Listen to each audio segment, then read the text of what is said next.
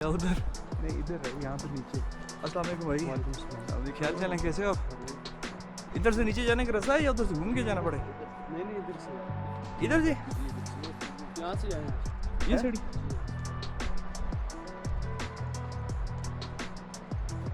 यार शायद जी सारी बर्फ लपेटी जा रही है, मैं कितना चूकूंगा। आजा आजा वो पार है हाँ तो और क्या। अरे क्या बात है। सीढ़ियाँ तो रैप हो गई हैं। ये जनाब वो पुल था जो कि अब दोबारा शायद बनाएंगे, बहरहाल तोड़ दिया है। जहाँ पे अक्सर तस्वीरें लोग लेते हैं। तस्वीरें बनाई जाती थी।